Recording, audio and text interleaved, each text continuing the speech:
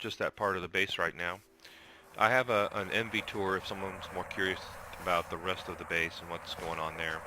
This is a forestry farm that I've set up for peanut production using peanuts from Pam's Harvest Craft. So let's see where they end up.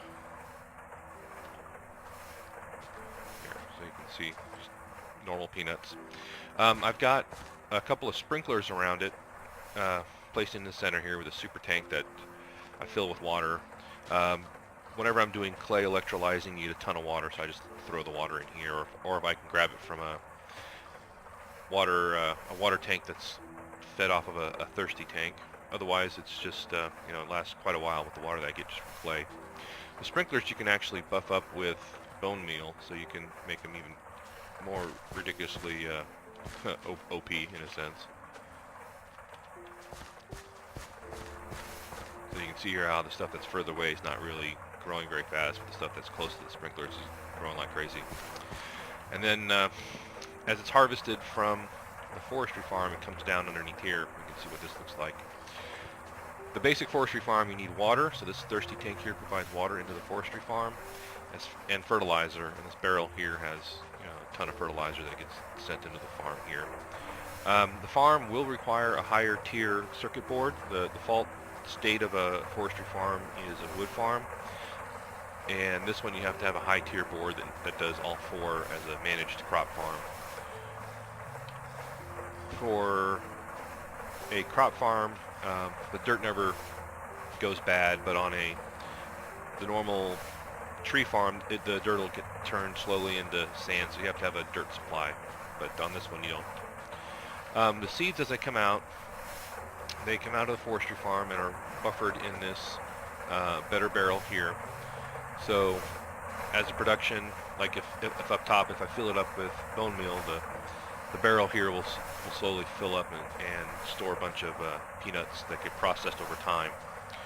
It comes out of the barrel into this item pipe network. The first location here is this mini chest, but I've got a restrictive pipe, so anything the mini chest can't take, the restrictive pipe then sends over to the hoppers over here for the two fluid extractors underneath it. Now the peanuts, you can't plant them as this, you have to actually convert them into the seeds. So the way I do that is I've got a crafting table here, and then on the other side a transfer node from Extra Utilities with a world interaction upgrade and a speed upgrade. So if we pull the speed upgrade out, it's not going to be fast enough over time to keep up with the sprinklers being fed bone meal. It'll eventually run out of seeds, and then you'll have to, you know, manually turn them all into seeds again, and it's a giant pain. So I put a bunch of speed upgrades in, so now it runs really fast. It comes out of the transfer node and it comes into here, where it acts as a buffer before it comes into here. So before, when I was running with a slower auto crafting table, I had to have a huge buffer here, so that's why there was a large chest. But now with the world interaction upgrade and the speed upgrades, I just need a couple of slots buffer, so that's more than enough. When you also think of the internal buffers in here to keep it full.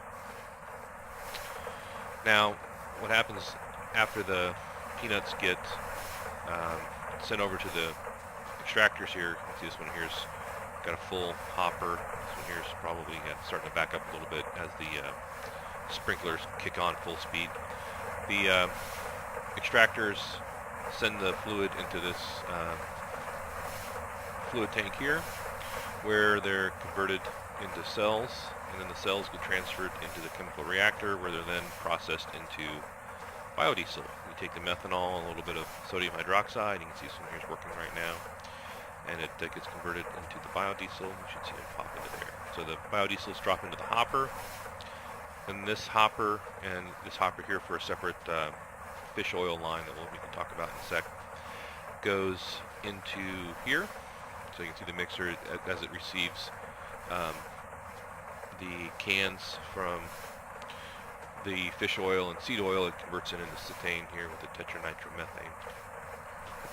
So we get a nice storage there of high-end diesel fuel. Now for the fish oil, this is my setup I was using previously. Get a bunch of Gregtech fish catchers here, and underneath them are hoppers that feed into the item pipe here.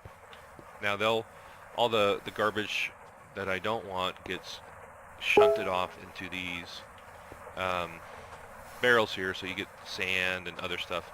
Most of it's pretty useless, but the bone meal, or the bones, are obviously good for bone meal, and diamonds are useful for a lot of things.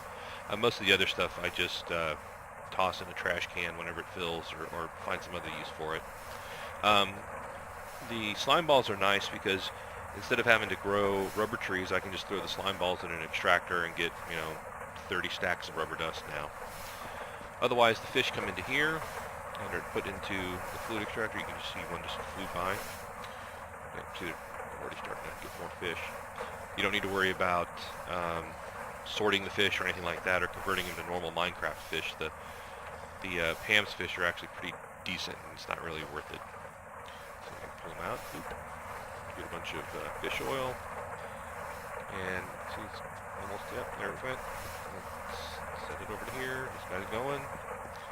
Then in a few seconds, this will be done, and it'll send more biodiesel into here. And so that's pretty much it for the production aspect of it. The power line here, this is an HV power line because recently the recipes were modified so that you have to mix biodiesel at HV level, so that's why there's an HV mixer here, but prior it was an LV mixer. The only other thing is the methanol.